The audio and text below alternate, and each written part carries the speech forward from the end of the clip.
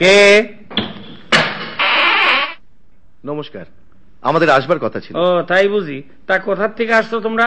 দেখুন, আমরা এখানে একটা অ্যাডাল্ট এডুকেশন সেন্টার খুলবো। মানে ভবতোষ বাবুর সঙ্গে আপনার তো কথাই হয়েছে, আপনি একটা ঘর ছেড়েও দেবেন বলেছেন। বসো বসো। অ্যাডাল্ট এডুকেশন মানে প্রাপ্ত বয়স্ক, এই চিহ্ন তো আজকাল সর্বত্রই দেখতে পাই। কিরকম? কি চিহ্ন?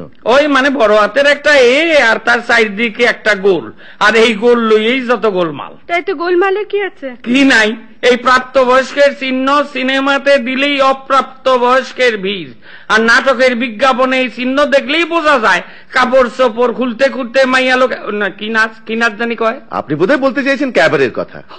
দেখছি একবার। বাবারে, ক্যাবারে না তো বাবারে। এইবার বুঝছি, আমারে লুকায় আমার ভাইয়ের লইয়া গিয়ে এসব অসভ্য নাচ দেখা হয়। তাই ভাবি এত খোশ মেজাজ করতে খাইলো, নেতা হনের পর থেকে এসব বিমরতি ধরছে। মা, মা গো, অপরাধ দিও না মা। ওম শান্তি, ওম শান্তি, ওম শান্তি। ভয় পাওনের কিছু নাই, ঘাবড়াইও না, উনি আমার স্ত্রী। উনি ওরম জল ছড়িয়ে চলে গেলেন কেন?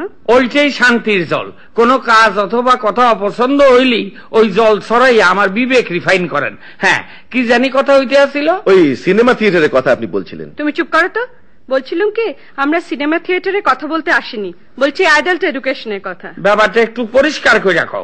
এই মানে যারা কম বয়সে লেখাপড়ার সুযোগ পাননি, এখন বয়স হয়ে গেছে, তাদের জন্য এই শিক্ষা কেন্দ্র। বয়স হয়ে গেলে কি আর কারোর কিছু শিখান যায়? কাঁচার কচি থাকতেই তো শিখানের নিয়ম। তা এই ব্যাপারে আমি কি করতে পারি?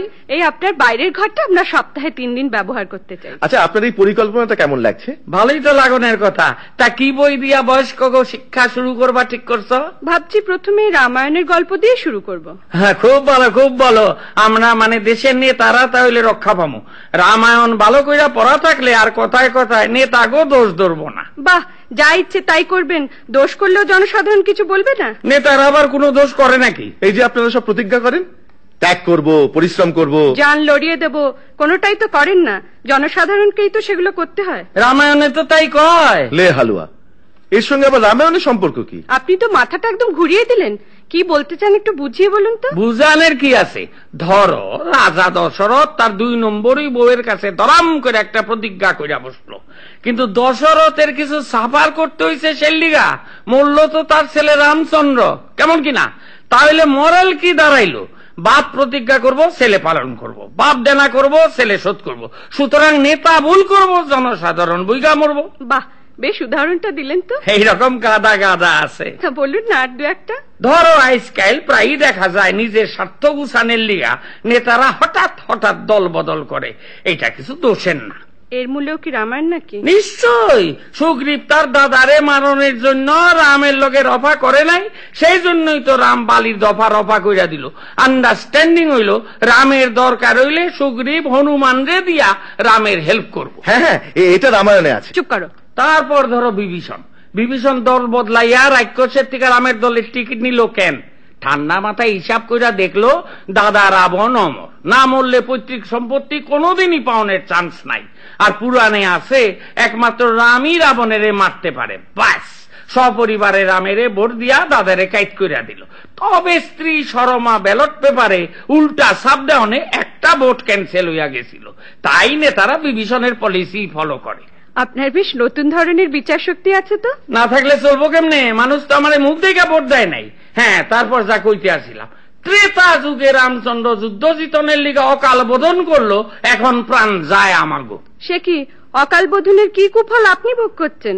অকাল বোধন তো পার্ক, ছোট গলি, বড় গলি, মানুষের বাড়ির সামনের বাগান কমপ্লিট কইরা মেইন রাস্তায় আইসা গেছে।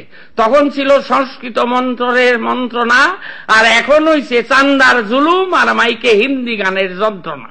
সে তো বন্ধ করে দিলেই হয়। দিলেই হইল, কতগুলি ভোট বরবাদ হইয়া যাইব সেই খেয়াল আছে। তারপর ফ্যামিলি লাইফের কথা কই। হ্যাঁ, মাইয়া লোকের এই যে সোনার উপরে লোভ, এইটাও আইছে রামায়ণ থেকে। বেশ ইন্টারেস্টিং লাগছে। কিভাবে এলো? আইল অবশ্য রামের বোকামিতে। 14 বছরই হোক আর 14 দিনই হোক, বনবাসে যখন চেঞ্জে গেলি তখন একলা যা। বউরা অবশ্য চিরকালই নানা রকমের ফ্যাকরা তুলবো, না কান দিলি হইতো। আর দিলি বইলি তো লঙ্কা কাণ্ডের গেঞ্জামে জড়াইয়া পড়লি। ও রামের সব বিপদের জন্য তাহলে আপনি সীতাকেই দায়ী করছেন? আলাবাদ কি দরকার ছিল তোর যাওনের? আরো তো 3টা বউ 3টা শাশুড়ি আছিল, তাগলকে বাড়িতে থাকলেই হইতো। আচ্ছা তাও মানলাম স্বামী ছাড়া থাকতে পারস না, গেলি গেলি শান্ত হইয়া চলাফেরা কর, তা না বনে গিয়েও সোনার হরিণ দইরা দাও সোনার হরিণ দইরা দাও বইলা ঘ্যানর ঘ্যানর করতে থাকলে কোন পুরুষ মানুষের মাথা ঠিক থাকে? সীতা তো হরিণ চাননি, সোনার হরিণ দেখে ভালো লেগেছিল, পোষবার জন্য হয়তো। হ্যাঁ, শুধু পুষতে দিলে সীতার কখনো পোষাইতো না। রাম ধরতে পারে নাই তাই রক্ষা, দইরাই না দিলে পরের দিনই সীতা তার ছাল ছাড়াইয়া সোনা গলাইয়া বাইর করিয়া নিত। অস্বীকার করি না, কোনো কোনো মেয়ের হয়তো গয়নার লোভ থাকতে পারে, কিন্তু সীতা লোভ ছিল না। বনে যাওনের সময় গয়না পইরা যায় নাই? রাবণ যখন তারে দইরা লইয়া যাইতে আসিল তখন 2-4 খান এই দিক ওই দিক ফেলতে ফেলতে যায় নাই? সেগুলি আইলো কর্তিকা। আমার স্ত্রীর ওই দোষ আছে, যখনই কোনোখানে যাইব একেবারে গয়না পুরা পইরা যাইব। কেন যায় জানো? সিটাইতে সিটাইতে আইব, যাতে আমি জানতে পারি কে তারে দইরা লইয়া গেল। আবার দেব দেবী লইয়া কথা কুকথা এই লইয়া 3বার হইল। ওং শান্তি ওং শান্তি ওং শান্তি। এখন 2 মিনিট চুপ কইরা থাকতে হইব মা। কেন বলুন তো? এইটাই হইল ওনার লগে আমার ভদ্রলোকের চুক্তি। 3বার পাপ করলেই 2 মিনিট নীরবতা পালন কইরা শোক প্রকাশ করতে হইব। না না না না না, দাঁড়াইতে হয় না, দাঁড়াইতে হয় না, বৈশা বৈশা করলেই হয়। হ্যাঁ 2 মিনিট হয়ে গেছে, আবার শুরু করুন। বেশ লাগছিল কিন্তু শুনতে। হ্যাঁ লাগবই তো, এই যে হইল নব রামায়ণ। এত বিচার কইরা কয়টা লোক পরে? কুম্ভকর্ণ অত বড় বীর, রাবণ আহাম্মকের মতো কাঁচা ঘুম থেকে তুইলা তারে যুদ্ধে পাঠাইলো। কি রেজাল্ট হইল? বেঘরে প্রাণ হারাইলো। এই রোগটা আমার স্ত্রীরও আছে। রোজ সকালে আমার কাঁচা ঘুম ভাঙ্গাইয়া কয় দুধ আনো, রেশন আনো, কেরোসিন আনো, বাজার আনো।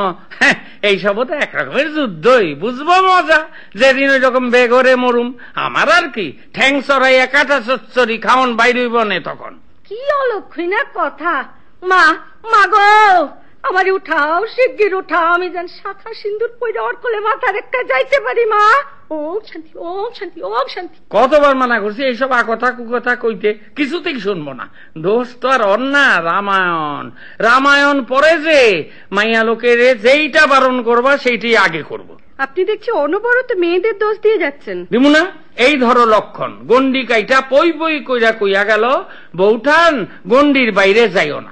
তোর ফাইজলামি কইরা গন্ডির বাইরে যাওনের কোন কাম আছিল?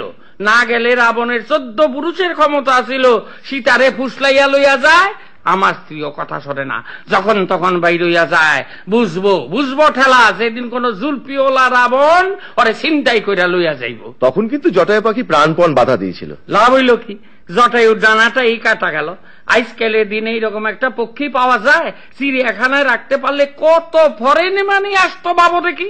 আচ্ছা লক্ষণকে আপনার কেমন লাগে? নিরেট, মাকাল ফল, একটা গবেট। সে কি একথা বলছেন কেন? প্রথমেই দেখো না, মায়ের পেটের ভাইয়ের থেকে তোর কাছে সৎ ভাই বেশি হইল। দাদা দাদা, ভাই ভাই, ব্যাপারই না এইটা। আসল কথা হইল একটা বড় ক্ষমতা লোকের চাইঞ্চা না হইতে পারলে তো আর ফোর ফ্রন্টে আসা যায় না, তাই দাদা দাদা। কিন্তু লক্ষণ বেশ বীরও ছিল।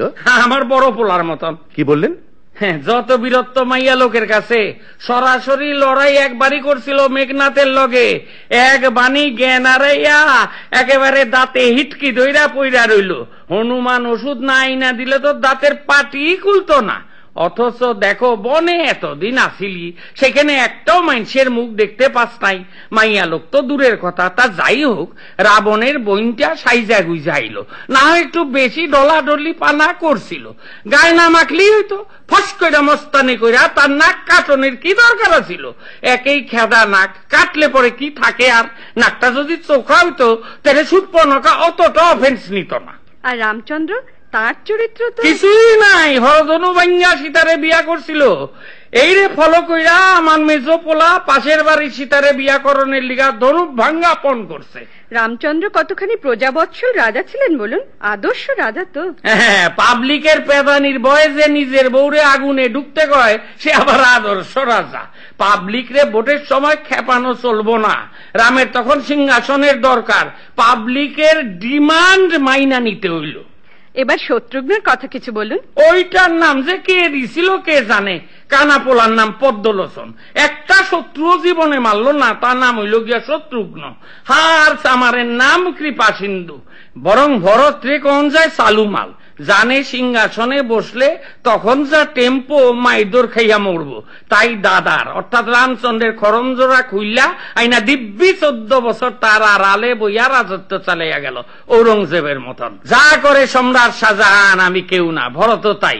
যা করতে আছে দাদার খরম, আমি নিমিত্ত মাত্র। এই ভরত থেকেই কিন্তু ভারতবর্ষ নাম হয়েছে।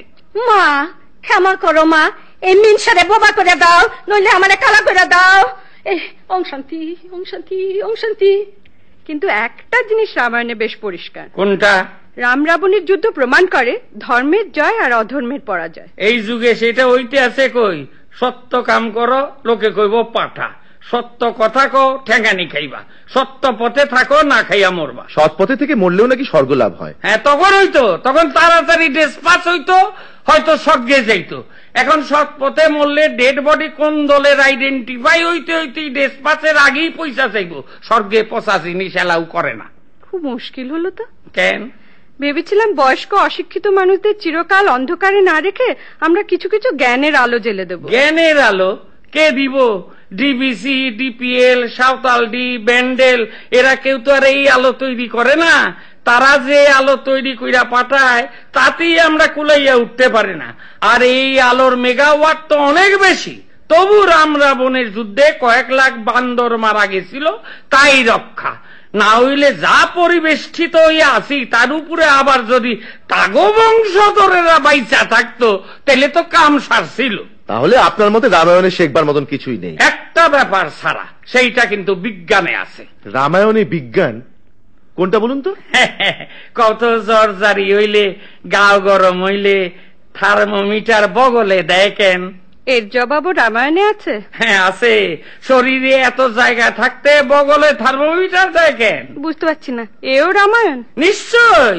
আমাকে পূর্বপুরুষকে হনুমান বিশল্যকরণী খুঁজা না পাইয়া পুরা গন্ধমাদন লইয়া মারল লাভ। কথা ছিল সূর্য ওঠার আগে ওষুধ খাওয়াইতে হইব। এইদিকে হনুমান আকাশে থাকতেই দেখে সূর্য প্রায় ওঠে।